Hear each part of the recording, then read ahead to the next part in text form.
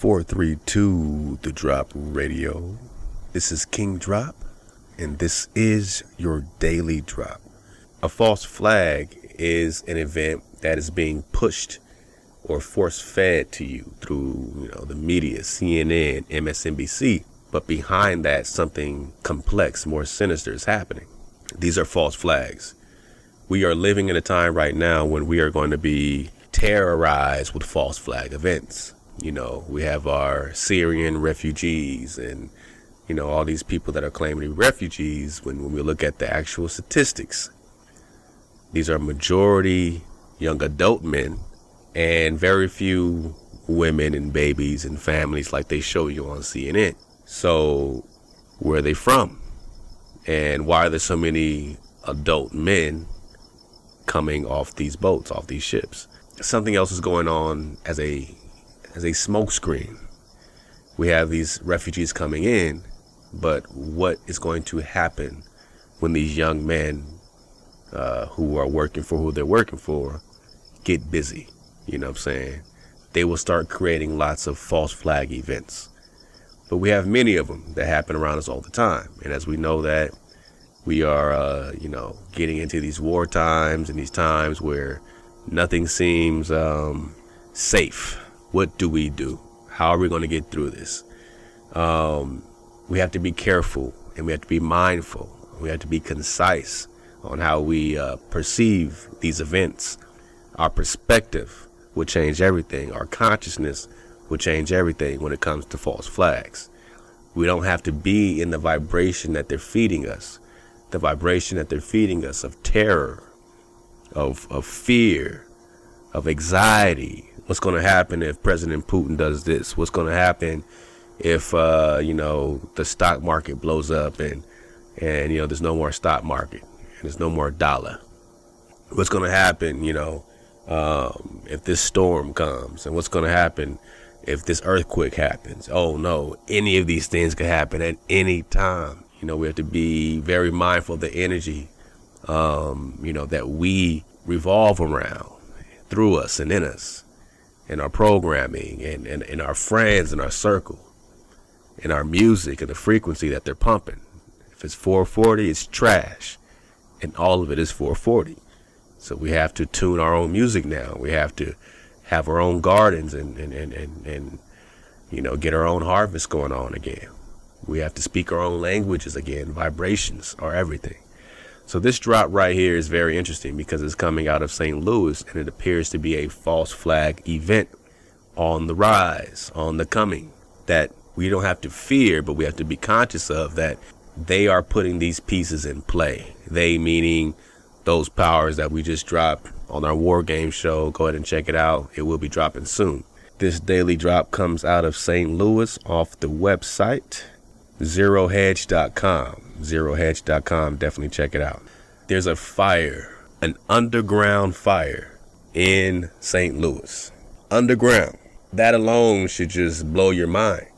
A raging fire that they apparently can't put out. They don't know the cause of it. They don't know what it's comprised of, but it's raging out of control. Underground. So let's just get to the drop coming off of zerohedge.com. Beneath the surface of St. Louis area landfill lurk two things that should never meet: a slow burning fire and a cache of Cold War era nuclear waste separated by no more than 1,200 feet. I mean, doesn't that just sound like a movie? You can't make this up, but someone is making this stuff up. There is an underground fire burning in St. Louis in an area that is a landfill of nuclear waste. And now they're saying it's only 1,200 feet away. That's not very far. If it's raging out of control, there is a landfill. It's 1,200 feet away. We have to just go ahead and accept the fact that those two components will most likely eventually meet. And that will cause a catastrophic explosion, because you're talking about old toxic chemicals, uranium that was dumped in the 70s. Research the Manhattan Project. Then you'll understand what type of nuclear waste we're talking about.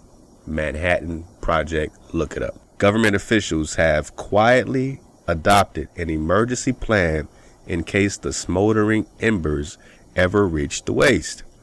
A potentially catastrophic event that could send up a plume of radioactive smoke over a densely populated area near the city's main airport.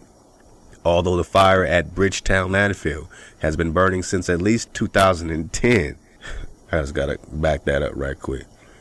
Although the fire at Bridgetown landfill has been burning since 2010. If I'm reading this correctly, this thing has been burning since 2010?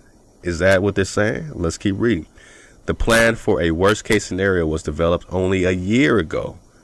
So yes, they're saying that this fire has been burning since 2010. And 1 year ago, they came up with a plan. And my friends, my family, you have never heard of this.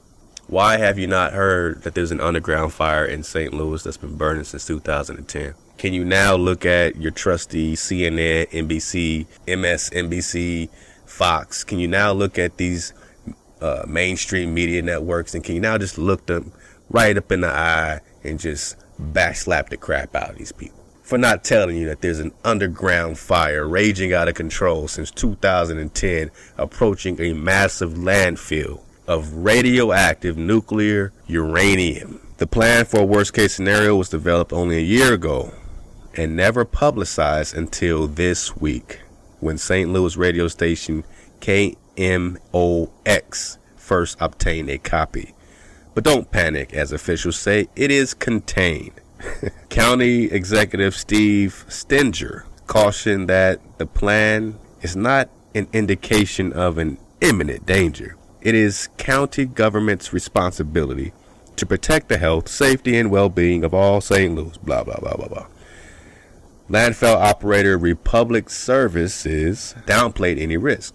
So the landfill is owned by Public Services. Look that up. Republic Services. Interceptor wells, underground structures that capture below surface gases, and other safeguards are in place to keep the fire and nuclear waste separate. County officials and emergency managers have an obligation to plan for various scenarios, even very remote ones. So this is a remote scenario. The last thing they are going to do is tell you the truth, because they don't want mass panic. So if it's only 1,200 feet away, it will reach its destination at the right time, specifically that they plan for it to. You must understand your geographic location if you are in the St. Louis, Missouri, and for everybody around, because if radioactive materials and uranium and toxic waste gets exploded into the atmosphere, it's going to affect everybody. It's like Nelly say, everybody going to be affected by this. They will not be able to drop down and get the eagle on. They can't fly out of this. So know your facts, understand, ask questions, write your local folks, man, stir up some noise, whatever you got to do to get more people to understand that there is an underground fire raging out of control, owned by Republic Services landfill, that's been burning since 2010. All I got to say is whatever comes out of this is absolutely a false flag. Yes, there will be casualties. And those casualties will be real, but they will be doing that to set up a greater event. They'll be doing that to set up another chess piece so that they can say, oh no, the city is in a state of emergency. We must declare martial law because people are going crazy by default. Or it would be so bad that people will be begging FEMA to come help them. And that's really playing right into their internment camps, the FEMA camps. Look them up. Look up King Alfred's plan. Why don't you know there's a fire burning underneath you since 2010? I never even heard of an underground fire that burns for years. You don't think all our technology, we could have stopped that? And the media hasn't told you, hasn't warned anybody? So you're on your own. At what point do we wake up and realize we are on our own? So no matter what, you stay up, you choose up, and you suit up in swag frequency. This is your daily drop.